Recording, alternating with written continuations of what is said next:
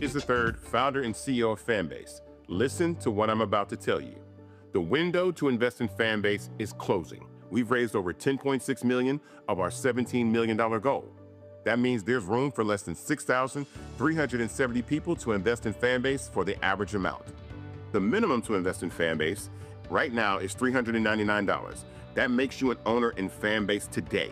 Go to startengine.com/fanbase to invest. Why? Because current social apps have taken advantage of users for far too long, with content suppression, shadow banning, harmful racist content, and no real tools for monetization and equity.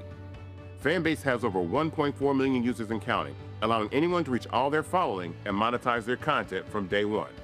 Social media is the new TV, and whoever owns the apps that distribute that content have the opportunity to own potential billion-dollar companies. While big platforms with uncertain futures are failing to serve their users, Fanbase is stepping up to fill the gap. Don't wait until it's too late. Invest now, invest for yourself and your future. Go to startengine.com/fanbase and own the next generation of social media.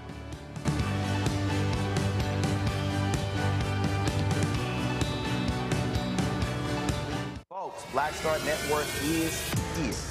Hold no punches! I'm real revolutionary right now. Support this man, Black Media. He makes sure that our stories are told. Thank you for being the voice of Black America, Roland. Stay black. I love y'all. All momentum we have now, we have to keep this going. The video looks phenomenal. See, there's a difference between Black Star Network and Black-owned media and something like CNN. You can't be Black-owned media and be scared. It's time to be smart. Bring your eyeballs home. You dig?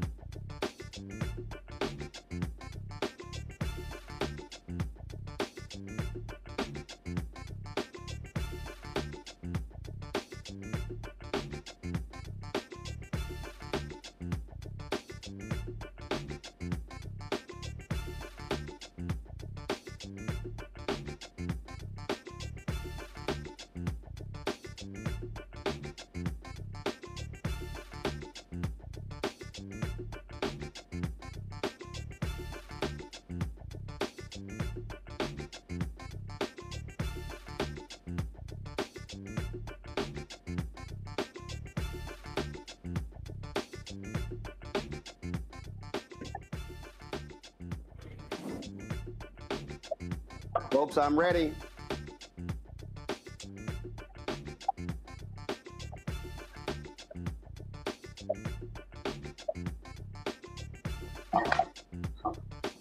Hey, folks, today's Tuesday, May 20th, 2025, coming up on Roland Martin Unfiltered, streaming live on the Black Star Network. The world is watching to see what happens now that the South African president has touched down in the United States for a high-stakes meeting with the twice impeached criminally convicted felon-in-chief who has constantly been attacking South Africa, calling them racist. We'll break down this critical trip. The GOP's new budget bill in major trouble, that idiot Trump goes to Capitol Hill, and even he still can't get the votes for the bill. In New Jersey, Mayor Ras Baraka has had charges dropped against him by federal officials, but they still are pursuing another CBC member from New Jersey. We'll tell you about that. Also, folks, tonight's Marketplace, we're unveiling our shopping site. We'll be talking to Jessica Taylor, founder of Ezra Coffee. And so lots to talk about with her as well. Folks, here's a lot of stuff we're about to deal with. It's time to bring the funk on Roland Martin Unfiltered, the Black Star Network. Let's go. Whatever the miss, he's on it. Whatever it is, he's got the scoop, the fact, the find. And when it breaks, he's right on time and it's rolling. Best believe he's knowing. Putting it down from sports to news to politics. With entertainment just for kicks, he's rolling. It's on go, roll, y'all. It's Roland Martin, yeah. Rolling with Roland now. He's funky, he's fresh, he's real, the best, you know he's Roland Martin now.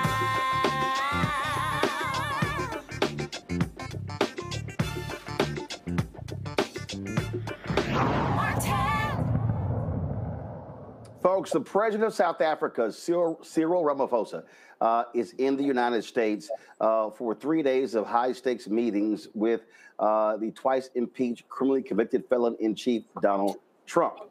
Now, it's been lots of tensions between the United States and South Africa. Now, for South Africa's side, it's all been the United States, accusing them of racism, accusing them of genocide.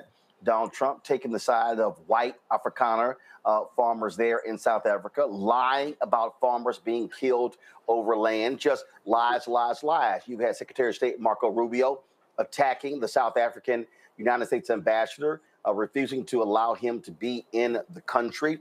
And so it has been all sorts of things. Now, while the White House really hasn't released a detailed schedule, Ramaphosa's office has said the focus will be in reframing economic and commercial ties with the United States. Of course, tariffs are on the table. You got massive cuts.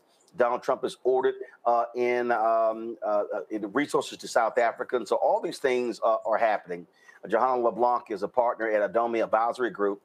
She joins us right now. Johanna, glad to have you here. And this is, I mean, look, from the South African president's standpoint, he needs the United States, but also what he can't do, though, is give the impression that he is capitulating to this lying thug, Donald Trump. I think the meeting between the president of South Africa and President Donald Trump is one that is needed. And I think that it shouldn't just be a photo op. It should be an opportunity to discuss commercial-related matters. Because I don't think President Ramaphosa should even waste his time to even discuss the issue around the Afrikaners who are granted refugee status into the United States, because I think that the U.S. has its position, and certainly President Ramaphosa has its position, and the international community also has its position, and it appears to be some level of discrepancy as to what's really happening on the ground and this administration's position as to what's happening in South Africa as it relates to white South Africaners. But I think instead, President Ramaphosa is in a great position of leverage. You're talking about a country that holds the keys to some of the world's most critical minerals that are needed in order to advance our world forward. So there, that's a position of leverage to negotiate what some of those critical, what are some of those deals around those critical minerals would look like in South Africa. But more importantly, before we even got to the issue of the white South Africaners, I think that South Africa and the United States have been at odds when it comes to a number of other policy issues. One of them is South Africa's court case before the ICJ, claiming that Israel is committing genocide in Palestine. Another one is MTN, which is a telecommunications company headquartered in South Africa that has ties to Iran, a state that is considered to be state-sponsored state by the United States government, and also to the issue around Starlink. Elon Musk's claim that he is unable to conduct a business or to secure a contract in South Africa because he's a black man. I'm sorry, because he's a white man. When in fact the issue is that there's a 30% local rule that Elon Musk feels as though he should not have to adhere to, and he feels as though the rule is discriminatory. But the reason why the rule was put in place to begin with is because of the cruel history of the apartheid system in South Africa, where Black South Africans were robbed of their land, their resources, right? And so in order, and also murdered and kidnapped and so on. So in order to address some of those systemic racist policies in the country, the South African government has put in place certain policies similar to affirmative action or diversity and inclusion programs that we have here in America. But I think nonetheless, President Ramaphosa is in a very good place to negotiate with this administration around trade-related matters, certainly, and definitely the critical minerals that we talked about earlier. And look, first, it's not a difference of opinion when it comes to what these white farmers are dealing with.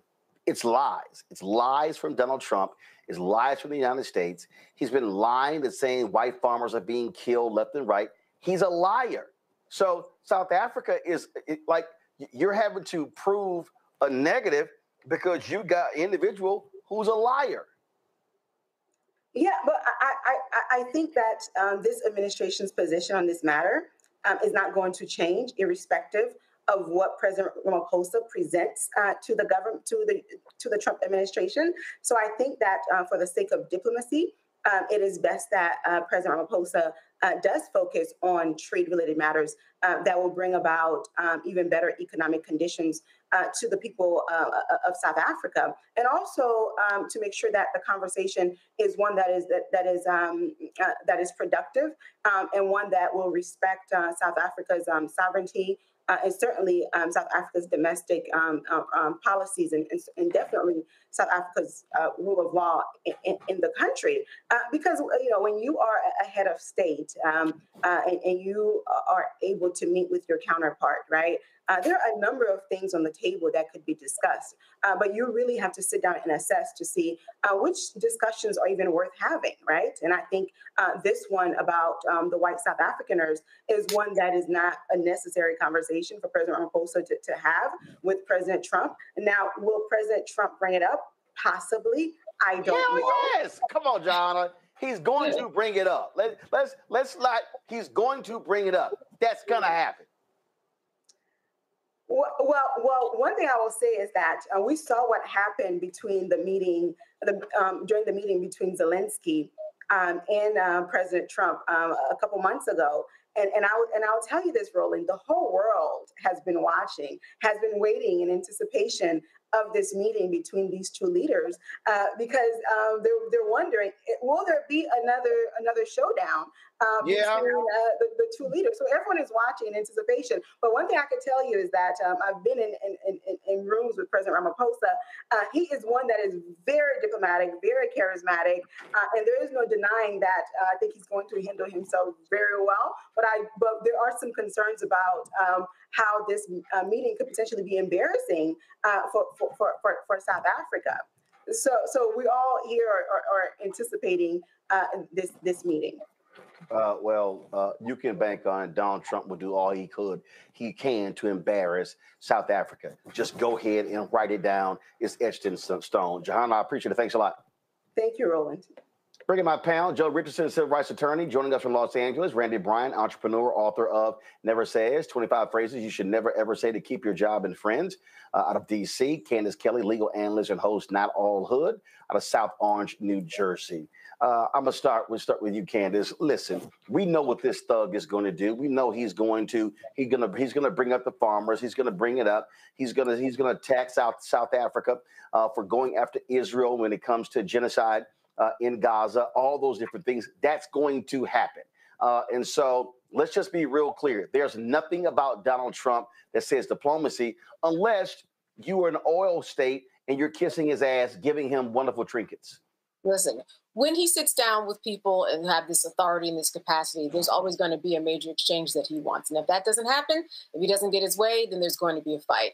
I'm just interested in seeing if this president with his command, with his presence, with all of the charm that he has when he enters a room, as she was just talking about, what will happen if things go wrong? I would imagine that if something was put on the table where it ends up like other people, like Zelensky in his position, I don't think it will go quite the same way. I do not think that this man is going to let Donald Trump win. So it's something that I'm certainly going to be looking forward to, especially not just the content, but kind of the nature and the dynamics of what's going on between these two men.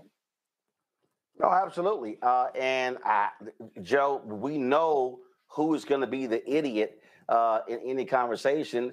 I mean, look, he showed his ass when the Canadian Prime Minister was here, just straight lying. Yeah, and you've got to be wise. To the point that was made before, and even in the interview, if you've got, the South African president is very wise. He understands where he sits, and he probably understands what would benefit America that South Africa actually has and can do. And so my sense is that he's going to do what he can to get to the point. He'll make the points that he needs to, for sure, but also at the same time, give Donald Trump the potential to make a deal. See, because here's the thing about Donald Trump. Donald Trump will talk all day long about making a deal, and he wants to make a deal, but it's an artificial finish line in that it's not always a good deal. Okay. And so I think that the South African president will probably think about a couple of things. First of all, the deal that he may want that may benefit his people, and also saving face with his own people. Zelensky was saving face and continuing to have the support of his own people, which is why he had to do things the way he had to do them. And so my sense is the South African president will think of the same thing. Donald Trump may find, to the point made, that he's a little bit different than Zelensky in some ways. But the question is how far we get, or how much we have to go through, and how much stuff we have to muddle through until they get to the point where they actually have a productive and useful conversation. South African president will be there for it, to have it, right? But he's got common sense, and he might be smarter. I think he's smarter, than our president, which you have to be anyway. And so he, I'm certain, has a good idea what his goals are for him and his country, and he'll do what he needs to do to get there. Randy?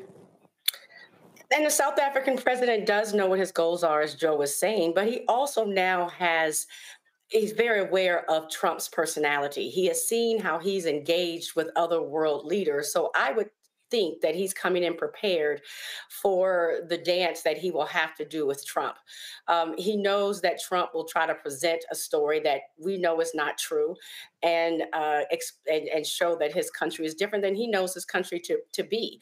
I think that he will actually stand up and tell the truth about what is actually happening in South Africa. They fought very hard to get rid of apartheid, although it's only been, since early 1990s. And they don't want it to seem as if now there is this actual reverse racism happening that Trump is trying to suggest. So it's going to be interesting. Well, first of all, we all know that this notion of reverse racism is BS, Candace. Elon Musk wants to act like, oh my God, they're discriminating against me because I'm white. I mean, his whining is just really pathetic. And what white people like Elon Musk don't want to own up to, they don't want to own up to that the racist in South Africa wants to still control everything And the ANC is like, no, y'all are going to have to sit here. We had to endure apartheid for so long. Yeah, this is the remedy because of your racism, of your mothers and fathers and aunts and uncles stealing this country from black people. Well, listen, Roland, it's the same argument that we're making here over the United States of America. We need to right the wrongs and kind of push through a system that where everybody, once they take part, it ends up unfairly to those who it kind of, falls upon. So this is the exact same thing that we are seeing. Groups of people trying to change history, and then the Black South Africans coming in and saying, no, you need to understand what it is. It's a learning process, and it's something that people, when they try to change history, they're going to get more pushback. They're going to get more pushback from groups. They're going to hear more about that. The same thing that is going on in the United States is going on in South Africa. Interestingly enough, history similar, outcome similar, how we are trying to recover is similar too. So it's no surprise about where this is going to go. I think what's very interesting is that we are finding ourselves in the same position with, again, similar passive history and racism, and how we have to continue to turn our wheels and go out of our way to correct what somebody else has done. So it will be very interesting to see how this meeting turns out. But Joe, the difference is white people run this country, black people control South Africa, the political apparatus in South Africa. Yeah, the political apparatus is different for sure, no doubt about that. And because the political apparatus is different, they can move toward equity, which ought to be a shared goal, which is a worthy goal, which is a morally correct goal, and they can do that. The other thing that I think I would say that Donald Trump has to be scared of is even more, he might not be so worried, interestingly, he might not be so worried about having an argument with a black man that's smarter than him, right? Because you don't have to be smarter as a black man to have certain people look at you and judge you to be inferior based on, despite the fact you look at the Trump and the Trump administration and you see competence issues everywhere. You see what they perplex or purport to be DEI. That's actually the DEI as they define it. You see that. But what I don't think he wants to do is I don't think he wants to have an argument and a back and forth with the white Afrikaners themselves, right? There are people in that country that are saying, no, Donald Trump, you're wrong. That's not what's happening here, okay? And so if you're having an argument with a bunch of folks that look like Elon Musk, now you have a little bit of a different situation. You're not going to just be able to put a quote black face, a quote DEI face, a quote minority face on this whole thing. And now it is consistent with and helps your narrative back in the States. The reason why he's doing this is that it helps his narrative here. But it doesn't help his narrative here if people there that are white and that look like him are speaking against it. So he has to be really careful about that. Well, I really do hope, Randy, that the South African president does not hold back and will not tolerate having this idiot try to embarrass him on the international stage. I don't think that we are going to be disappointed. Like I said earlier, I think that he is prepared. He understands that, generally worldwide, there are some white people who are having temper tantrums just because we are trying to make things right. Like that's what DEI was about. I love the quote that always says that for people who are accustomed to privilege, equality feels like oppression. And so because we're trying to right the wrongs of the past and make things equal here in America and in South Africa, you have some people like Donald Trump claiming that others are being oppressed, which that's not what's happening at all. And I believe the president of South Africa is going to make that quite clear.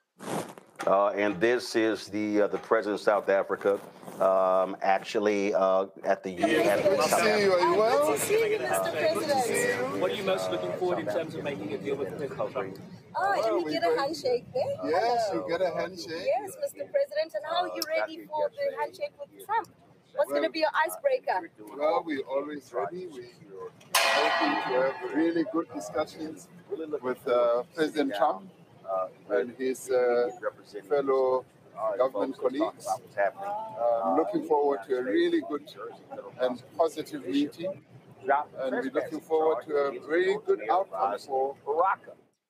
You might remember he was arrested earlier this month outside the Delaney Hall ICE facility while standing alongside members of Congress. They were there to inspect the place and raise alarms about how detainees, many of them immigrants of color, are being treated. Baraka, who's running for governor, was taken into custody during what was supposed to be an oversight visit, but now the U.S. attorney for New Jersey, Trump's stupid attorney, Alina Habba, says the case is dismissed, quote, for the sake of moving forward. No, idiot, because you had nothing. She even invited Baraka to return for a tour, saying, quote, the government has nothing to hide at this facility. Get the hell out of here.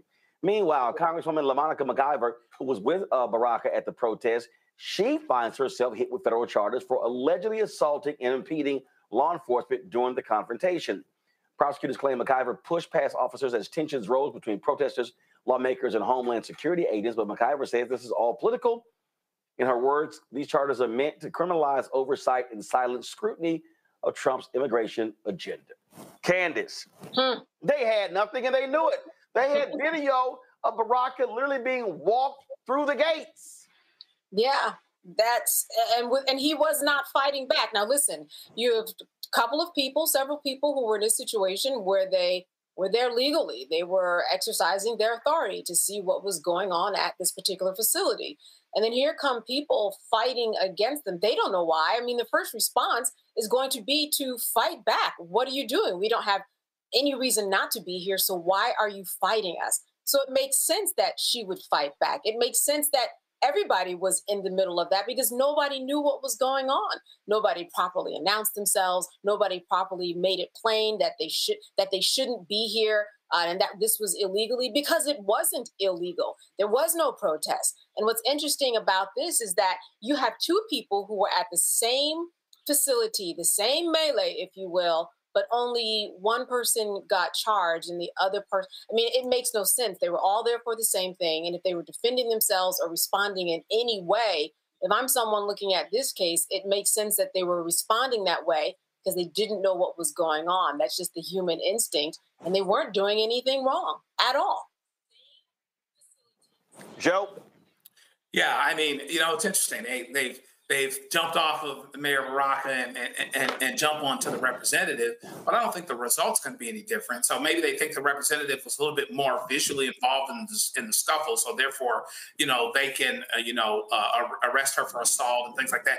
You know, sometimes you have to, when you are administering justice, when you are a prosecutor, you making that decision, you have to decide what makes sense as it pertains to protecting the public. This is not protecting the public. This is not serving the public. This is not going to do anything other than what they wanted to do. They wanted to intimidate and to stifle oversight, checking on, our government officials that are supposed to be serving us, that are supposed to be doing right by us, and therefore hopefully keeping it from happening so that everybody sees, looks through the window and says, I don't want that to be me.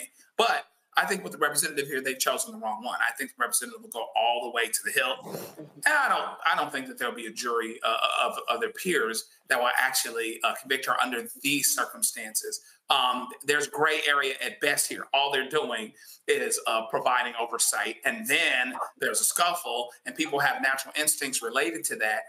But a criminal case, this is not public service. This is not protecting and serving the public and administering justice. This is not. And I believe that that'll come out in the wash. Well, we know these people are idiots, Randy. They've proven that time and time again. Well, and they've also proven that they have no respect for the Constitution. I mean, it is our First Amendment right to protest. And as we're seeing on college campuses and in front of buildings all over this country, as soon as somebody protests, particularly somebody Black or of color, protests something that they are for, they use the police as their personal security guards. They're using, the Justice Department to go after people that they don't like or that are going against their dogma. And that was not what it was meant to be. Well, we know who are idiots, and that's anybody associated with Donald Trump. All right, y'all. Got to go to a quick break. We come back. Now these same idiots are trying to investigate the mayor of Chicago because he talked about hiring black people. Yeah, I got something to say about that. You're watching Roland Unfiltered on the Black Star Network. This week on A Balanced Life, we are talking about the many women and female role models that play an integral role in our lives, from helping to boost our self-esteem to checking us when we get out of line. These women deserve their flowers for helping us to become who we are today. The women in my lives who have just impacted me so much have challenged me. They're women who made me want to live right and love right. That's all next on A Balanced Life here on Black Star Network. Hello, we're the Critter Fixers. I'm Dr. Bernard Hodges. And I'm Dr. Terrence Ferguson. And you're tuned in to Roland Martin Unfiltered.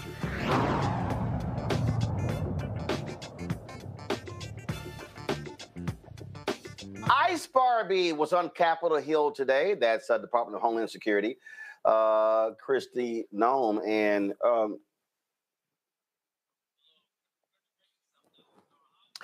I really try my best not to call somebody dumb as a box of rocks. But ICE Barbie is truly one of the dumbest damn people y'all have ever heard. Listen to her being questioned and to define habeas corpus. It truly is remarkably hilarious. Just don't fall to your chill laughing. So, Secretary Nome, what is habeas corpus? Well, habeas corpus is a constitutional right that the president has to be able to remove people from this country and suspend their right to. Let me stop you, ma'am. Habeas corpus, excuse me, that's incorrect. President Lincoln used it. Excuse me. Habeas corpus is the legal principle that requires that the government provide a public reason for detaining and imprisoning people. If not for that protection, the government could simply arrest people, including American citizens, and hold them indefinitely for no reason. Habeas corpus is the foundational right that separates free societies like America from police states like North Korea. As a senator from the Live Free or Die state, this matters a lot to me and my constituents and to all Americans. So, Secretary Nome, do you support the core protection that habeas corpus provides, that the government must provide a public reason in order to detain and imprison someone? Yeah, I support habeas corpus. I also recognize that the President of the United States has the authority under the Constitution to decide if it should be suspended or not. It has never Let us be clear, though, it has never been done. It has never been done without approval of Congress. Even Abraham Lincoln got retroactive approval from Congress. What? So, come on. Lord have mercy, Joe. How dumb is this child? It kind of reminds me of years ago. I don't know if you guys remember this, but when Trump was first in office, he was, appointing all these puppies to the federal bench, and they found one that didn't know what a default was, didn't understand any of the basic litigation things, have never tried a case, et cetera, which doesn't have to be a sin, but most people that haven't tried cases aren't getting appointed to be on the court. So what it reminds you, fast forward, you've got the head of Homeland Security who actually deals with a lot of issues related to people being potentially incarcerated, et cetera, where habeas corpus would seem to be something relevant that you'd want to know about. And you also need to know the significance of what you're saying when you're actually trying to suspend it. You've got Stephen Miller talking all day long about, well, we're talking about suspending it. Well, the reason he wants to suspend it is because it grants rights to people and makes it harder for them to get to their goal of 1 million or so people being deported this year. It's not happening quick enough. It's not happening fast enough. And so, to hell with the rules. To hell with the way that we are actually supposed to do things. At least there's an admission when we come up short normally that we have come up short. Here, hey, no problem at all. Let's get rid of habeas corpus and let's have somebody in charge that doesn't even know what habeas corpus actually is. Then they could ask her, well, how many times has it been suspended? She said once. They said, no, it's been suspended 4 times. So no history, no nothing, not worried about that.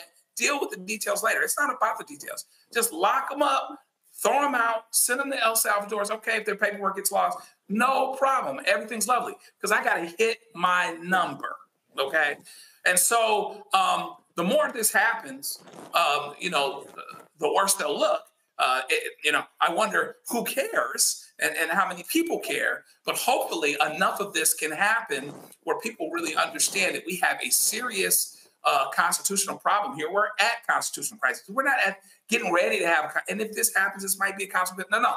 We are here already, okay? We are here and unpacked. We are living in a constitutional crisis right now. And people have to pay attention to it. And it's too bad that sometimes people have to actually have their rights taken in order for them to really understand it. You've got citizens that are supporting what Donald Trump is doing, and he's deporting citizens, okay? And then he's deporting other people without due process, which is granted to people that even you don't believe ought to be here. That's our Constitution. And so they're being pragmatic about changing things. But we're gonna see what happens. And meanwhile, back at the ranch, we can see that Kristi Noem has no idea what she's doing. It's got to be painful as a lawyer, Candace, to listen to these fools talk about the law. Well, one interesting thing is that when she came to testify, she had to have known that they were going to ask about that.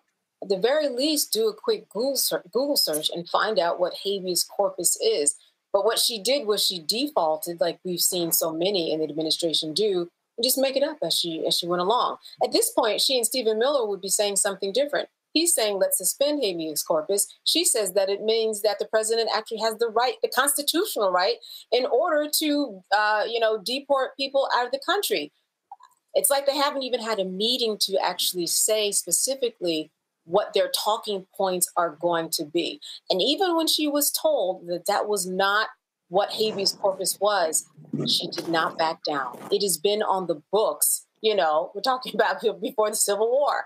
So I'm not sure exactly what she thought was going to go on, but, intrinsic within her job, especially in 2024, today, on this Tuesday, we're talking about deportation and ICE detaining people improperly. Habeas corpus had to have come up, and it did. She was not prepared, and it tells you a lot about what she thinks about her job, and it tells you a lot about who she is as a person, not to even necessarily look up what her job entails. Randy, I sort of, this is what I think happens in the morning. Kristi Noem sitting up applying some makeup, and a staffer saying, Secretary, are you prepared to make some shit up today? Oh, yeah, I am. Did you read the briefing books? No, I ain't read that. I don't need it. I'm going to wing it. Because the dumbass who I work for, that's what he does. I believe she is very arrogant in her ignorance. I believe that she feels comfortable. I cannot imagine even being in high school and not coming prepared when I knew I was going to be up in front of the class. She was up in front of the class and did not know a basic definition that she should know inside and out, considering the position of power that she has been given. I was thinking about that show. Do you remember that show, Roland? Are You Smarter Than a Fifth Grader? It was a game show back in the day. I thought about that show and I said, you got to drop that bad boy to the 2nd grade for these fools. Right. That's what I was thinking. I said she would lose to the 5th graders. I mean, that is basic government. I remember back in school, and I said she is not smarter than a 5th grader. She would not do well on that game show whatsoever, and she's certainly not doing well as our Secretary of Homeland Security. Yeah, no, these people are just... Okay, now let me deal with this next one. The Department of Justice, they announced they're investigating whether the city of Chicago discriminates against municipal job candidates based upon race. This is after Mayor Brandon Johnson, while speaking at a church on the south side of Chicago, highlighted the number of Black officials in this administration. Well, in a letter posted on social media, Harmeet Dillon a true MAGA idiot who's the Assistant Attorney General for Civil Rights, overseeing the Civil Rights Division. She wrote, based on information suggesting that you have made hiring decisions solely based on race. That's kind of stupid. When a reporter questioned Johnson about the investigation, he said this. Well, I'm not surprised. Right? I mean, this administration has, obviously has demonstrated a great deal of animus and disdain towards what is sensible about our country, and that's the diversity of our country. And I'm very proud of the fact that we have one of the most, if not the most diverse administration in the history of Chicago. What's clear is that not only does the Trump administration not respect the rule of law or what's sensible about our society, you could be hard-pressed to find qualified individuals who are in his administration. As my administration reflects the country, reflects the city, his administration reflects the country club. And that is the biggest difference between what we're doing in Chicago and what is coming from the federal government. We're going to remain firm and steadfast in our commitment to ensure that the incredible diverse talent that we have within our administration that continues to lead us towards the safest, most affordable big city in America, we're not going to shy away or apologize for who we are. So you got to understand the white wing being so upset. And this is just a clip of the conversation that the mayor had that they are all up in arms over. I mean, they are just totally upset because of what he said. But they ain't say nothing when all on white mayors were hiring white folk after white folk after white folk in a city with a whole lot of black people. Listen, look, just listen to this here. Some detractors that will push back on me and say, the only thing that the mayor talks about is the hiring of black people. No, what I'm saying is when you hire our people, we always look out for everybody else. We are the most generous people on the planet. I don't know too many cultures that have play cousins. That's how generous we are. We just make somebody a family member, right? That's just how we are. And so business and economic neighborhood development, the deputy mayor is a black woman. Department of Planning and Development, it's a black woman. Infrastructure, deputy mayor is a black woman. Chief operations officer is a black man. Budget director is a black woman. Infrastructure, deputy mayor is a black woman. Chief operations officer is a black man. Budget director is a black woman. Senior advisor is a black man. And I'm laying that out because when you ask, how do we ensure that our people get a chance to grow their business? Truth be told, Randy, these white folks just can't handle black people being in power. They really can't, and they really can't handle us being united. What is really interesting, after being all these years in DEI, there were studies out that showed of all the groups, identity groups that exist. So you're talking about LGBTQIA or Black or Latino or Asian or disabled. Black people hire within our identity group less often, less frequently than any other identity group. And it's because of the fear of what's happening right now. Whenever we hire within our group, whenever we, I'm a vice president and I bring on a black director, it is seen almost as a threat to white people in power. It is seen as if, oh my gosh, is she starting a coup? So black people have actually strayed away from doing it. They've held back from doing it because it creates fear in others.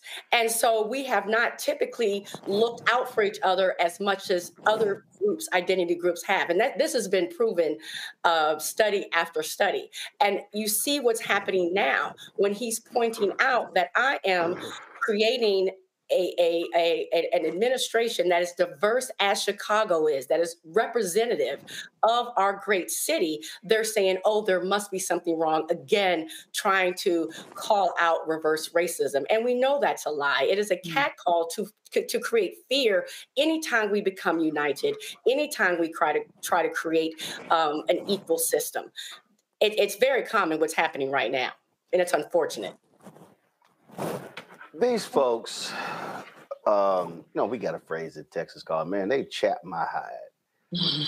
And these white nationalists, white supremacists, Joe, all they do is, oh my God, so, white people are just under siege. This is why I wrote my book, White Fear. But I predicted all of this here. And this is the Republican Party. They literally think that white people are just so downtrodden and they just have it rough. Right. Yeah. I mean, it's amazing kind of what you see going on. We go back. We weren't too far. When I was in law school, we weren't too far off of Harold Washington's days in Chicago. And all of the doors that were opened up by that time. And you look at what's happened with other Black mayors over the year. I grew up with Tom Bradley, and then there were others, David Dinkins in 1989, et cetera. Then anytime you open the doors for other Black folks, and to Randy's point, Black folks have to be diverse and bridge built, first of all, to get elected.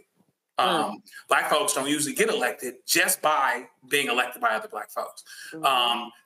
Not even just from a number standpoint, but sometimes from a money standpoint as well. So we have to bridge build to make it anyway. And that's what we do in corporations every day. That's what we do in our jobs every day. That's what we do in schools every day, et cetera. But we are very open to other people and having coalitions, et cetera, because that's how we win. That's how we stay in the positions that we're in. And we also understand the power and the value of diversity. We don't turn around and become less diverse because we're a beneficiary of people that prioritize diversity. And so again, there's this entitlement that says, and it goes back to even when people are speaking against affirmative action, that is rooted in an entitlement that says these people shouldn't be here. These people don't belong here. And so again, we're at this place where in a diverse city, white folks think white folks and only white folks ought to be in charge. And how dare someone actually have the common sense and the good sense to understand that that's not the case. And so the Trump administration is reaching their hands into diverse cities, into politically democratic cities and things like that, mistaking what they had, winning the election by very little, for a mandate that says we should be able to change everything, even if the law hasn't followed yet, even if there's no legal precedent for this. And so I think that the pushback is very, very necessary, not only because it's wrong from a law standpoint, from a legal standpoint, but it's also wrong from a moral standpoint. And so I'm glad the mayor is doing what he's doing, but it lets you know how easy it is to speak truth that says we want to be diverse because we've got a diverse city and we need to be. And then some people get their feelings hurt. Candace? Listen, presidents and CEOs across the country, the handful of African Americans that are Black, they don't have vice presidents that are Black. That just doesn't happen. It only happens the only way around. And it is because of the fact that too much concentrated power makes white people feel very, very uncomfortable. And that's what we're seeing. The other point I want to make is that when we look at Title VII, there are some areas that it does not apply to, like religious institutions and political appointments. So if these are exclusively political appointments, Title VII actually does not apply to them in terms of barring someone because of race and gender and things of that nature. So I'd be very interested to see how this turns out, because these political appointments are something that Title VII is not an umbrella for. And finally, they let out numbers in terms of how many people they do have that are Black, white, Asian, and it pretty much would satisfy any white person across the country in terms of looking at how it's pretty much equally distributed. Does it have to be that way? No, but that is generally how African Americans. No, Candace, these white these white folks ain't satisfied. They want all the jobs. What I'm saying, they don't want Black folks having 5%. Listen, the numbers that they have I'm saying I'll be very interested to see what the pushback will be. That's all. It ain't no pushback. This is nothing but a PR stunt by that idiot. That's all it is. No, I'm saying it's a PR. I definitely agree. I definitely agree. Yeah, but I'm just saying that they have no basis. But again, in their minds, white people should have all the jobs. And if you black and got a job, oh, you got it because of DEI. You got it for affirmative action. It never dawns on them that somebody white got hired because they white. Right. This is true. Never. It never, ever happens. All right, y'all. Quick break. We're going to come back. We're going to talk about Florida A&M. Man, they still catching heat. This time, Democratic leader Hakeem Jeffries hits the selection of a grossly unqualified black woman as their president. And again, I don't care if she's MAGA. I don't care if she's a Republican. Her resume sucks to be a university president. You're watching Roland Martin Unfiltered, the Black Star Network. Support the work that we do. Join our Bring the Funk fan club. The goal is to get 20,000 of our fans contributing on average $50 each a year. $4.19 a month, 13 cents a day. If you want to support the work that we do, please do so by contributing via Cash App. Use the Stripe QR code if you want to make a donation via Cash App. This is the number information right here. You can also use that QR code, Stripe QR code, for the purpose of credit card donations as well. If you want to send a check or money order, make it payable to Roland Martin Unfiltered, P.O. Box 57196, Washington, D.C., 20037-0196. PayPal, R. Martin Unfiltered, Venmo, RM Unfiltered, Zelle, Roland at RolandSMartin.com, Roland at RolandMartinUnfiltered.com. Back in a moment.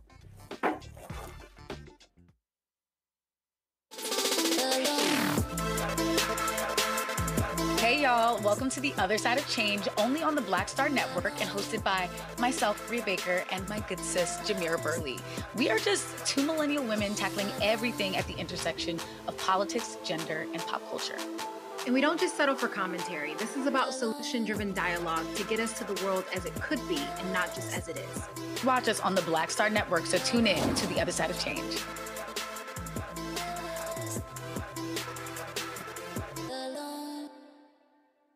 Now that Roland Martin is willing to give me the blueprint, hey, Ras, I need to go to Tyler Perry and get another blueprint because I need some green money. The only way I can do what I'm doing, I need to make some money. So you'll see me working with Roland. Matter of fact, it's the Roland Martin and Cheryl Underwood show. Well, should it be the Cheryl Underwood show and the Roland Martin show? Well, whatever show it's going to be good.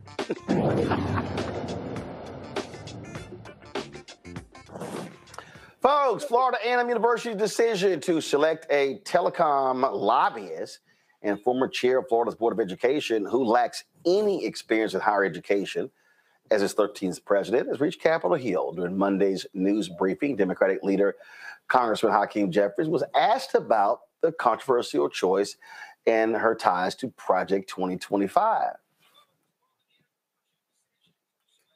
On Friday, Florida A&M University named DeMarva Johnson to be their next president despite backlash over her political ties to Trump and her lack of academic experience. Critics view this as part of Project 2025's trend of trying to take over boards and undermine HBCUs.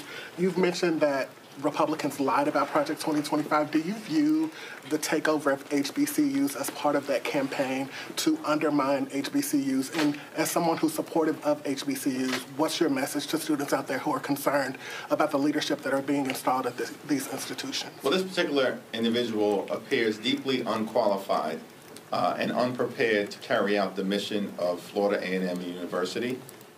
And it's my suspicion that she will not last long at the institution. She will be a failure. And we are not going to allow the Trump administration to take over historically black colleges and universities across the country, to whitewash our history, and to try to indoctrinate the young people of America with their extreme and failing ideology. Republicans and far-right extremists are failing.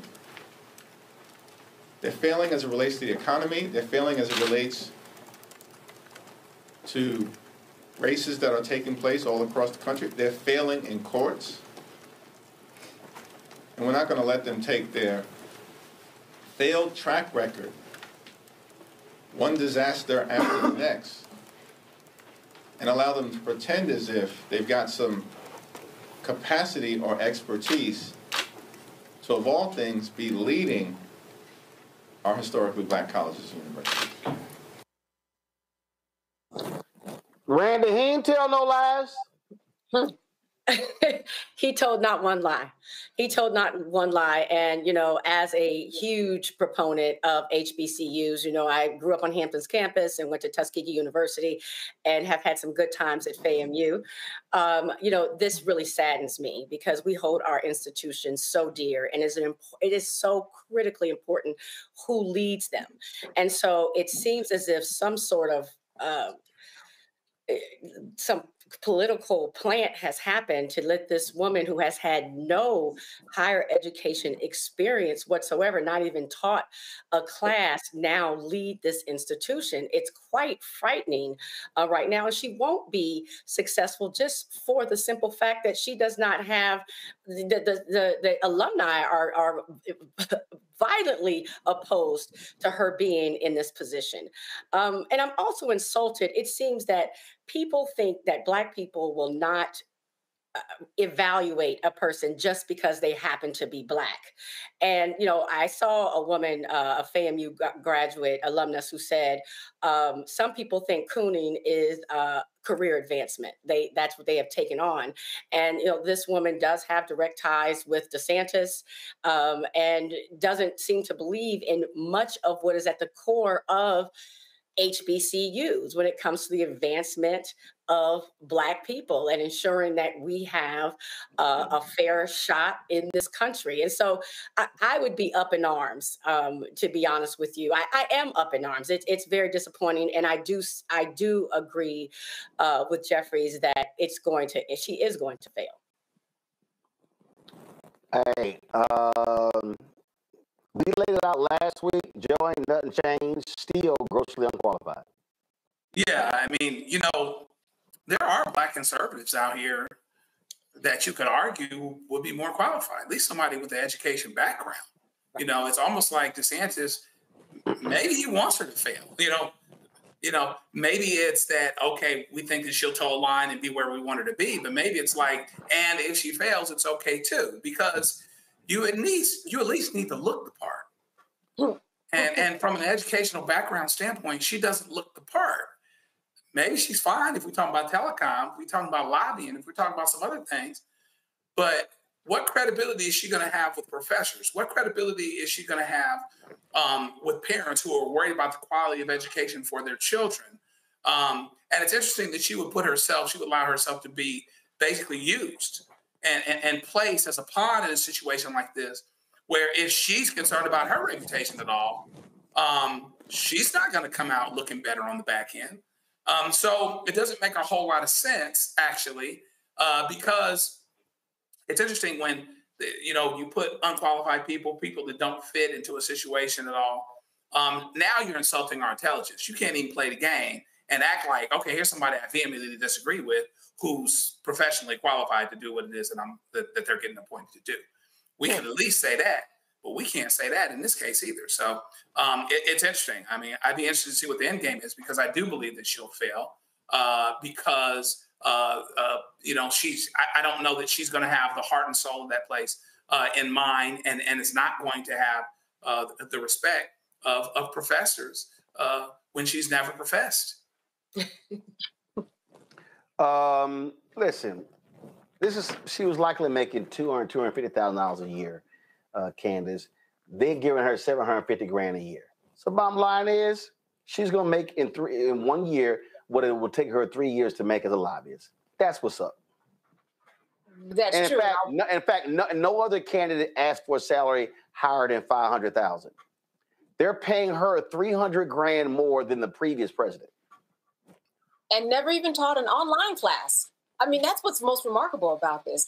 When you sit on a decision-making committee in order to hire a president of a university, which I have, you can't even get the resume through certain thresholds to even get to the committee because the computer kind of blocks it out. You have to have certain qualifications in order to do what you are supposed to do. I know when I was hired, I had a Juris Doctorate. They were like, yeah, but that's not a PhD. I was like, but it's the doctorate. I mean, they are very, very specific in academia. Here's what I think is going to happen. I don't think she's even going to have a year to prove herself. We're in the summer now, so the students aren't on campus. Things aren't as active, but you have a lot of people who are going to raise up. If it's not going to be the alumni, it's going to be the students when they get back on campus. They're going to be planning to get her out. She's not going to be able to do anything if she doesn't have the support, like we already said. There is no way. All presidents do is trickle down and ask for support in order to do what they need to do coming up top. She doesn't have it. There will probably be protests. There's probably going to be a backlash, outcries. The students just happen not to be there right now. She is not even going to finish before the end of the year. Watch. There's no way. There's no way you can get anything done without having the support. There's just no way. Yeah, that's what's up. It's illogical, but so be it. And I say to the students, faculty, staff, to the alumni, hey, make it clear. If we don't like you, we ain't got to love you. And we ain't got to cut a check. So we'll see what happens, Florida A&M. Quick break, we come back. We're going to introduce folks a shopping channel, Black-owned products, and we'll talk to a coffee owner who is a part of that as well. That's next right here, Roland Unfiltered on the Black Star Network. What's up, y'all? Look, Fanbase is more than a platform. It's a movement to empower creators, offering a unique opportunity for everyday people to invest in Black-owned tech, infrastructure, and help shape the future of social media. Investing in technology is essential for creating long-term wealth and influence in the digital age. The Black community must not only consume tech, we must own it. Discover how equity crowdfunding can serve as a powerful tool for funding Black businesses, allowing entrepreneurs to raise capital directly through their community through the Jobs Act.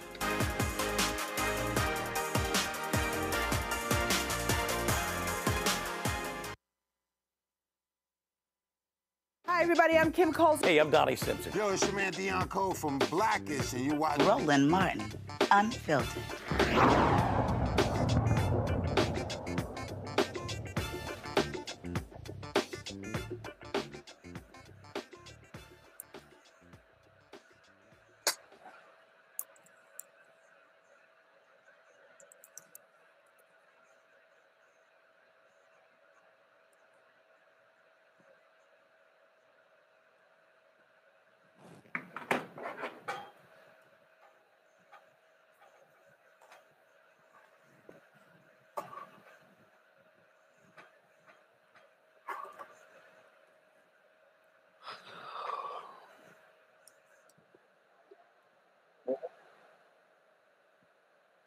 All right, folks. The trial of Sean Diddy Combs continue in New York City today, and Candace Kelly, tell us what happened. As always, a lot happened. It's never not explosive. That's the thing about this trial. But we did have several people that got on the stand today. We had David James, who continued his testimony. He was an assistant to Sean Combs. I mean, he talked about drug use, how Sean Combs always used drugs, and he just talked about this being Sean Combs' world, and that's how things operated. We heard from an escort called the Punisher, and he talked about showing up and getting paid for sex. He went into all the details, all the things that he had to act out, lots of baby oil, blindfolds, getting paid at the end of each sex session. But I want to highlight one person, and that would be Regina Ventura. This is the mother of Cassie Ventura, and she told a very interesting story where she was emailed by Cassie. Cassie told her mom, I'm about to be exploited with these particular sex tapes. One might come out on Christmas. And certainly her mom panicked. And they started working towards a plan to try to get her out or move her through this. But she knew about this. And at one point, Sean Combs told her mother and father, I'm going to need $20,000 from you. I'm going to need that wired. Her parents took out a loan against their home, wired it to him. He said if she's going to be seeing other people, which he thought she was at that point, I believe Kid Cudi, well, then I need to recoup the investment that I've put in her. and they wired him $20,000. And then after it was all said and done, he gave the money back. All of that just to put them through a crisis and turmoil with their daughter. She also talked about getting into arguments and trying to hit Sean Combs because he tried to take away her daughter's keys and then took away her cars. So just a lot more detail in terms of these RICO charges and trying to connect the dots that he was doing all of these things that trigger the RICO statute.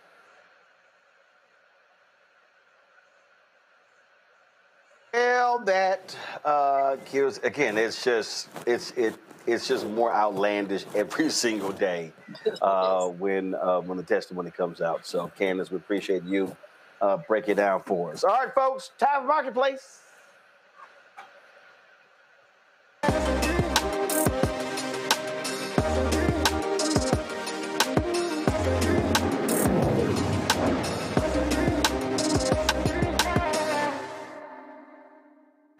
All right, folks, since we launched this show, we were always focused on Black-owned businesses. And what we've now done is partner with another Black-owned company to create a shopping site. So go ahead and put the site up. And so and again, so on this site, which you can access through Black Star Network, you can access through Roland Unfiltered. It allows you to be able to shop these products. So it's shopblackstarnetwork.com, shopblackstarnetwork.com. And we're going to be featuring different guests every single day this week, but also every Tuesday in our Marketplace segment, giving you an idea of these Black-owned products. We see what's happening with Target, these other companies ending their DEI efforts, not supporting Black-owned businesses. And so this is a way where you can actually support them directly. Well, a former educator turned her passion into purpose by launching a company that combines her two loves, teaching and coffee. Ezra Coffee is a premium brand where every blend tells a Black story.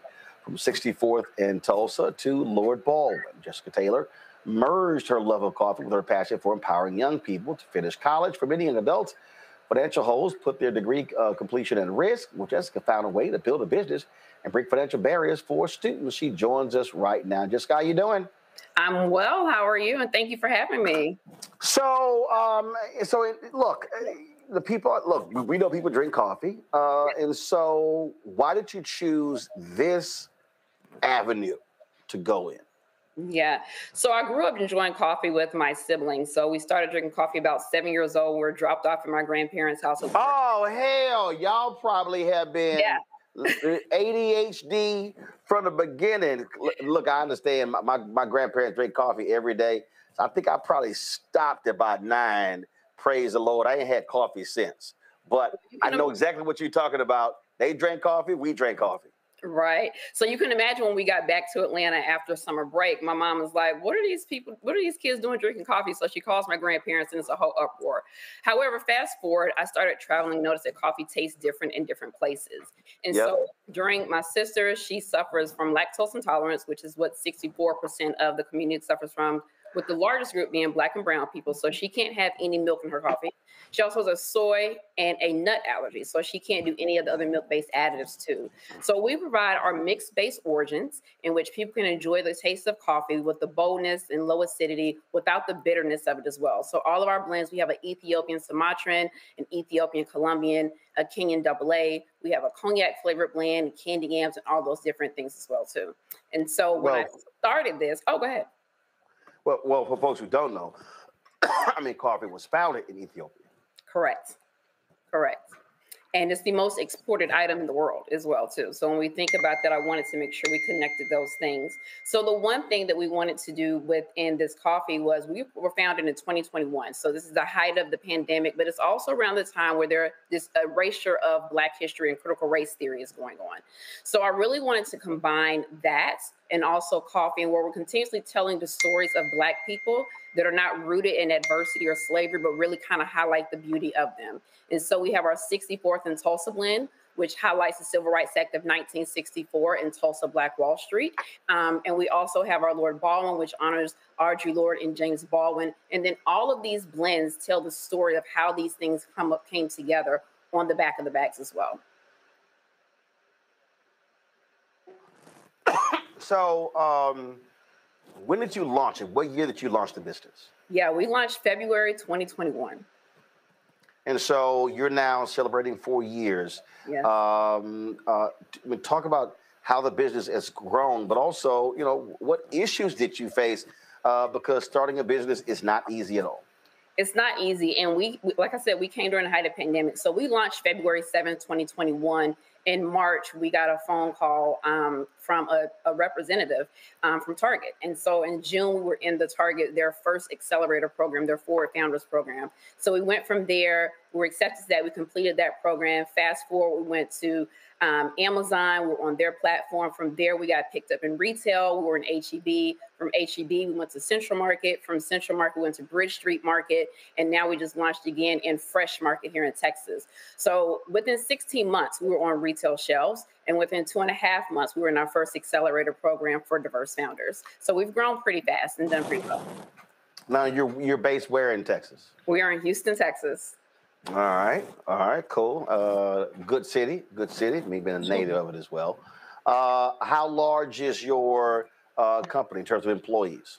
Yeah, so we're just at 5. So we are small, but we are scrappy, and we're continuously growing as well, too. And one thing about us is we really utilize, I used to be a higher ed administrator. I used to work at The Ohio State University and Purdue University. So I understand the importance of internships. And so we provide internships to students within our program, within our company as well. And we also do senior capstone projects with students too. So we've done those with Southern Methodist University and also Baylor University as well. So giving students the opportunity to work with us hands-on, gain academic credit, and really see if this is something that they want to do working in the CPG space long-term. Questions from my panelists. Let's see here. Joe, Candace, Randy, which one of you is a rabbit coffee drinker? I am, but I'm going to qualify it by saying that I drink decaffeinated sometimes because the regular is kind of hard on my stomach. So I got a 2-part question. Okay. First of all, could your coffee be for me? You know, because I love the kids at Starbucks, but the coffee don't taste that good. Okay, that's thing one. And then here's my second question. Talk a little bit, looking at your website, you talk about your blends, but you also talk about your impact. And I really want you to share that because people need to understand that you're a company that is really looking and very serious about making your impact in the community, even as you sell coffee. Absolutely. So the first question, yes, you can drink our blends. I would say get a medium blend, and you can brew those at home. You can use them in a K-Cup. If you have a K-Cup machine, you can use them on your Mr. Coffee. You can brew them anywhere. I actually have a bag here. So you can brew them on any of your platforms, however you take your coffee, even in pour over. And if you want whole beans, we have that as well. You can grind those down for your espresso machines. And like I mentioned before, the stories, all of these blends are told on the back of the bags as well, too. So you mentioned our impact. So Ezra means he who helps in Hebrew. When I was thinking about a name, I wanted something significant, something biblical, but something that really spoke to the people, and I landed on Ezra. And so what we do is we use a portion of our proceeds to provide scholarships to students who have holes on their account that are preventing them from graduating. And so our scholarship opens every year on Juneteenth, and so we'll be opening again this year. And what we do is we pay off those holes on those students' accounts so they can return to school without leaving with student loan debt, graduating with a degree. And so I came with that because I used to be a lead reviewer for Bill and Melinda Gates. I used to do UNCF when I was with Toyota, Push Excel with Jesse Jackson. If it's a scholarship, 9 times out of 10, I've touched it. And there was a lot of scholarships that students were able to get to campus. They had tuition while they were in campus. Some even had books. But when you're working with first-generation low-income students, there are also ancillary fees that may come to their accounts or holes that are placed on their account that scholarships typically do not cover, and the families are not able to cover. And so when you're looking at retention and attrition, you're seeing students leaving campus, not because they're homesick, not because they don't have good grades, but there's a hold on their account that's preventing them from graduating. And so what we do is pay off those holes so those students can actually leave and finish their degree. And so one of our students in 2022, she attended Howard University. Her parents lost their job during COVID. She was going into her senior year. She only owed $793. So if we did not cover that fee for her, she would have had to leave school, sit out for a year so that she can come back and take school the next semester. So we look to make a difference and allow our customers to be a part of that as well, as we send out who they were able to support, what students they were able to do. And so we've supported students at Howard University, Spelman College, Southern Alabama State, Miami University, Ohio, East Texas Baptist University as well, to name a few. Amazing. Thank you for that. Of course. Randy. First of all, congratulations. I just love that your brand has just put so much of you throughout it and what matters to you. What's next? How do you see yourself? It seems that it's very important to you to work within your community or to elevate your community. So what is your vision to carry that even further? Yeah, so our goal, from my lips to God's ears, and us here being two or more gathered, is that we'll have a brick and mortar store and it will continue to expand our retail footprint. You know, the work that we do is great, but I want us to be able to award even more scholarships. I don't want us to actually have to be in a session where I have to send emails and tell parents, unfortunately, we can't help you this year. So I want us to continue to grow and to expand so that we're able to bless more students. We're able to provide more amazing blends and, more importantly, tell more unique stories. Our Le Grand Duc 1928 blend, which is our cognac blend that we have here too, it tells the story of Eugene Bullard, who was the first African-American fighter pilot in World War I. He wanted to open a club after the war, but he couldn't because he couldn't get alcohol because he was African-American. But his friend Josephine Baker was working for a cognac company as an ambassador. Fast forward, we have Irv Douglas, who's also working for the same cognac company. He's selling this cognac company, cognac as a distributor, and that cognac is what you know now as Hennessy. And so what we want to do is continue to weave these stories in about us that are kind of unsung and people don't always know about, but always be able to uplift our history in spaces where they're trying to erase it. Candace. Amazing packaging, amazing stories. I'm wondering, what can you share with people about your marketing and how you maybe had to change advertising, especially during COVID and then now in 2025? What has worked for you? Yeah, so we started in COVID. So we started in the era of social media. And so that's worked for us. And in retail, I would tell everyone boots on the ground. So we do demos at different grocery stores all across Texas and other states, Michigan as well, that we're into to continue to drum sales. Ads are another thing that we typically do as well, too. Press and events like this are things that we do as well, too, to continue to keep our marketing in the front of people so that they're actually looking at this and looking at our coffee as something that they want to be a part of as well. And then we are the email kings. So we email our customers. We send out different recipes. Have you tried the candy yams blend this way? Have you tried the cognac blend with making an old fashioned? So we do all these different things so where we can stay top of mind, but also let people know. And then most importantly, engaging the students. We even did a voters drive. So during voting season, we pulled up on different campuses. We were at Texas Southern and a few other college campuses, handing out free coffee, regardless of your affiliation. We just want to make sure that you were registered to vote, and more importantly, that you were participating in early voting. I love it. Thank you. All right. So, folks, it's Ezra Coffee. Yes. So go to shopblackstarnetwork.com. Again, shopblackstarnetwork.com for you to get access to it. Again, on the website, you'll see there are a number of Black-owned brands that we are supporting on there. You'll see more of these interviews over the next days and several weeks. So let's go ahead and again, so shopblackstarnetwork.com, and you can purchase Ezra Coffee. And so, folks, y'all out there drinking coffee, so you should be supporting this premium Black-owned coffee brand. Jessica, we surely appreciate it. Thanks a lot. Thank you. Folks, got to go to a break. We come back. We're going to be hearing from Congresswoman Joyce Beatty about the madness happening on Capitol Hill with Trump's big, beautiful bill. Back in a moment.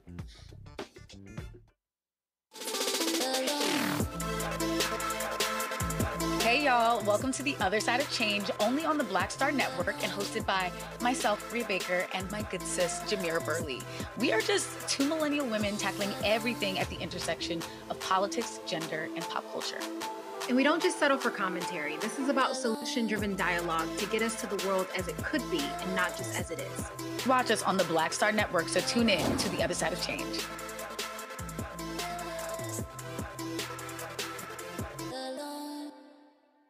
Hello, I'm Marissa Mitchell, a news anchor at Fox 5 DC. Hey, what's up? It's Tammy Roman, and you are watching Roland Martin Unfiltered.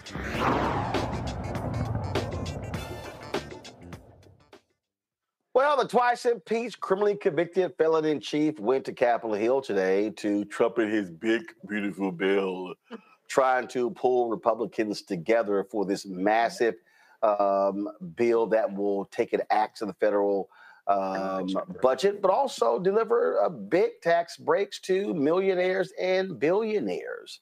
Joining us right now is Ohio Congresswoman Joyce Beatty. Glad to have you here on the show. So, listen, bottom line is Democrats are remaining very strong, not supporting this at all. Republicans, they want to pass it, got to do it themselves. Right. They got problems from their own caucus. A lot of them want even more cuts. They want to be more conservative. But the bottom line is the people going to get screwed are the neediest of Americans. Absolutely. And Roland, thank you for always being on point. I just left the House floor about 20 minutes ago, and I'm going back tonight on the budget reconciliation bill from 1 a.m. to about 5 o'clock in the morning. Democrats are going to take over the Rules Committee because we know it's important for us to be there and to file amendments because, as you said, when you think about what they are proposing to do to Medicaid, some 14 million Americans are going to be affected. So when you talk about Medicare, Medicaid, Social Security, we know 1 in 3 Black Americans receive Medicaid. We know when we look at the needs for us, it's the difference between life and death. They're not only coming after Medicaid, they're also coming after the ACA, because they know when we are healthy, when we are alert, when we are educated, that we are stronger. So they're coming after Americans, and especially Black Americans. So much is happening right now in the House, but I can tell you to everyone listening, Democrats are not afraid. We are not being silent. And I think it's important for us to get that out. And thank goodness, Roland, for people like you, because I can tell you we're winning in the court system. We have attorney generals all over the country fighting for us, putting a pause or a stay on mean-spirited legislation. But Donald Trump is not going to stop. He believes in autocracy. He wants a dictatorship. And that's why he's trying to hurt us by not letting us be able to thrive and to be healthy. But we're fighting back. And we're doing all that we can. Tonight, from 1 to 5 in the morning, you're going to see Democrats, so I want you to watch it live. I can also tell you Roland said something at the opening. When you think about they can't even control their own. Donald Trump was on the Hill today because just the other night, Republicans voted with us. He kept them in there for hours trying to whip them in shape. Those who voted for us changed their vote to present so the Republicans could prevail on bringing this forward. So we're in a good position right now because we know hardworking Americans and especially Black Americans, because of the disparities, we're going to be hit the hardest. So I want you to know the Congressional Black Caucus is stronger than ever, 62 members, and we understand what our job is. It is to stand up and fight. It is to use our voices, and we are going to be there for you. Well, what so much attention obviously is on Medicaid, and that's extremely important. But you also, they want to just take a meat cleaver to SNAP benefits. SNAP, and that's people who don't have enough money to buy food. Let me just tell you what they're doing with SNAP. You're right, it's unthinkable. The 11 million some people who depend on it. But here's what I want to say to folks. You know, farmers need to understand this. Small business owners and grocers need to understand this. When they talk about taking away nutritional food from our families and our children, this is not just something that's a Black thing. There are white and Black farmers who are going to be hurting. Grocers are going to be hurting. So we're asking people to stand up, not be afraid. Let's take on Trump, because we know right now that most people, I went to the grocery store, and when eggs were $14, I put them back. Living in a single house by myself and going to pick up a few items and it being hundreds of dollars, we understand this because this affects all of us. But we have a strong committee where SNAP falls under the jurisdiction of agriculture. And let me tell you, we have some of the baddest sisters in the Congressional Black Caucus who are on it. And I need people to know we are not giving up. We are fighting every day for the American people. And we understand our disparities and how we depend on the nutritional foods and what SNAP does for our children and our families. Questions from my panel. Candace, you're first. Can you get in a little bit more about what you were saying is going to happen at 1 a.m. to 5 p.m., 5 a.m., I think you said?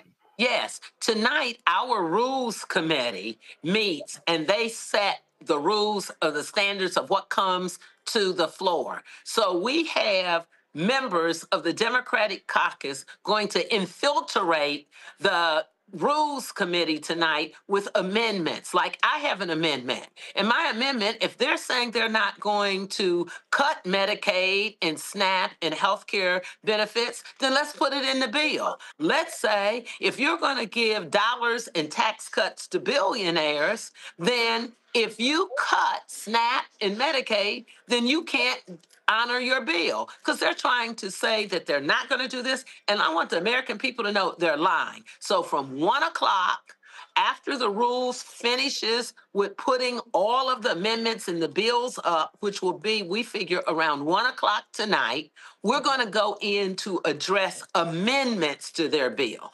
And we have so many people, Democrats, members of the Congressional Black Caucus, writing amendments that my time is not until 4:40 a.m.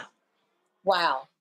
Thank you. And that is the power. This is relatively new, but we are as angry, pissed off as you all are. Today, we did 1 minute on SNAP and Medicaid and healthcare, brought photos of families. And I can tell you, we usually have 15 people who sign up to do the 1 minute. Today, a half an hour ago, I was number 39. Thank you. Randy.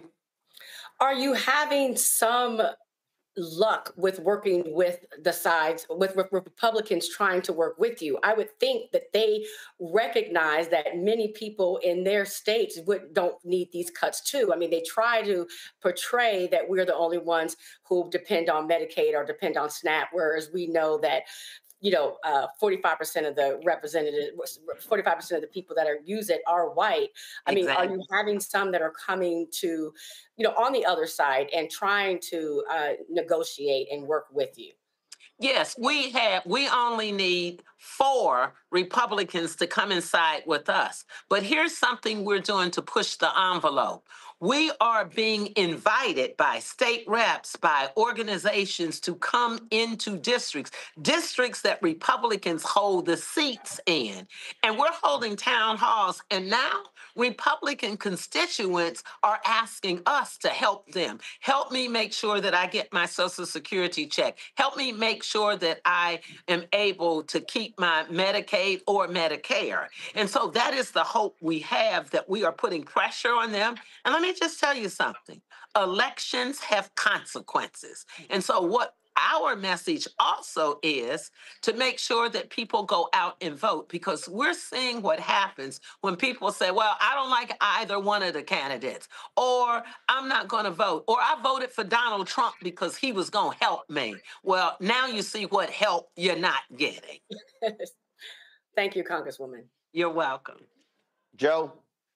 Appreciate what you're doing, Congresswoman, and kind of building on what the last part of your answer, I wonder how you feel about the awareness of everyday citizens. What you're telling us is that the members of Congress are very aware, of course, and they're fighting like heck or whatever, to do the things that need to be done.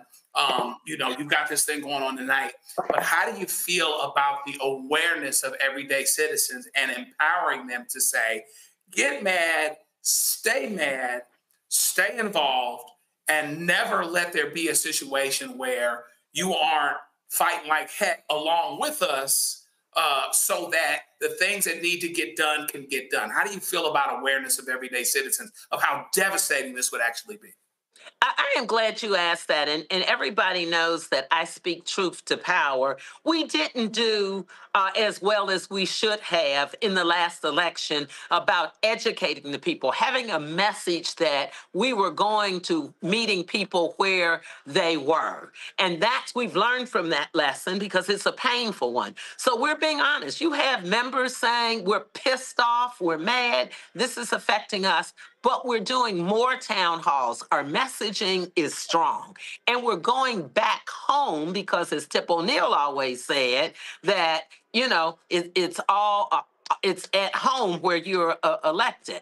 And so we're getting our message out. We're speaking truth to power. We're giving them ammunition, information. We're keeping them abreast of what we're doing. And here's the other thing. We're challenging media to tell our stories. So having a Roland Martin, having you on a panel as guests, posing the questions to us and not letting up is another thing that's very helpful. We know for Black folks, because as the sister just said, with the disparities we have, that white folks also either benefit more than we do, or they're in this bucket with us. So when media is able to tell those stories, it helps us. All right, Congresswoman Joyce Beatty, we appreciate it. Thank you, Roland. Thank you for all that you do. We just had a Black-owned coffee brand on, Ezra Coffee. I saw that. So y'all, if you ain't going until 4 o'clock, y'all might need to get some Black-owned coffee. So tell the sister, I'm getting ready to find out where I can get some Ezra coffee. It's real simple. Go to shopblackstarnetwork.com. It's right there. And so we have a new website. It's all Black-owned products. So go to shopblackstarnetwork.com because y'all going to be up all night. There you go. And it's going to be worth it. Thank you. Appreciate it. Thanks a lot. All right, folks. Thank you very much. That is it for us. Let me thank Randy, Joe, Candace. Candace, thanks for filling in for me yesterday. I was at the Anthony Anderson, 7th Annual Anthony Anderson Celebrity Golf Classic in Palm Desert, California. I'll have some of that video to show folks tomorrow. So appreciate that. Folks, that's it. Don't forget, support the work that we do. It's critically important that you do that. We don't have these millionaires and billionaires cutting checks. We ain't got folks support us, but regular, ordinary people are doing their thing every single day. And so we appreciate that. Again, our goal every year is to get 20,000 of our fans contributing on average $50 each a year. That comes out to $4.19 a month, 13 cents a day. And so you support this show, you support the Black Star, you support Star Network, you support all the shows that we have. We just finished shooting a business pilot show. We're looking at a health show. So we're really trying to expand our offerings. So your support is critical. So that's why when you support, go to shopblackstarnetwork.com, guess what?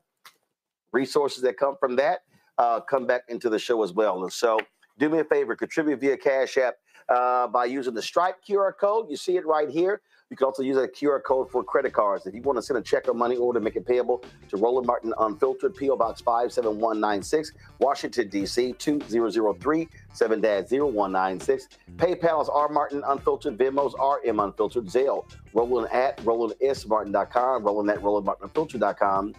Be sure to download the Black Star Network app, Apple phone, Android phone, Apple TV, Android TV, Roku, Amazon Fire TV, Xbox One, Samsung Smart TV. Be sure to get a copy of my book, White Fear, How the Browning of America is Making White Folks Lose Their Minds, available at bookstores nationwide. Don't forget, folks, also get our Roland Martin Unfiltered Black Star Network swag. So if you want to get our T-shirts, our hats, all those different things, simply go to rolandmartin.creator-spring.com or to blackstarnetwork.com. As I said, go to shopblackstarnetwork.com and support all the Black-owned products we have on our website. And if you've got some suggestions, something that you know of, send us an email, and we'll reach out to them. And don't forget, download the app Fanbase. If you want to invest, $12 million has been raised. The goal is $17 million in this Series A crowdfund. Go to startengine.com/fanbase. Folks, that's it. I'll see y'all tomorrow right here, Roland Martin Unfiltered on the Black Star Network. Holla! Black Star Network is here. Oh, no punch! I'm real revolutionary right now. Thank you for being the voice of Black America. All momentum we have now We have to keep this going. The video looks phenomenal. See, this difference between Black Star Network and Black-owned media and something like CNN. You can't be Black-owned media and be scared. It's time to be smart. Bring your eyeballs home. You dig?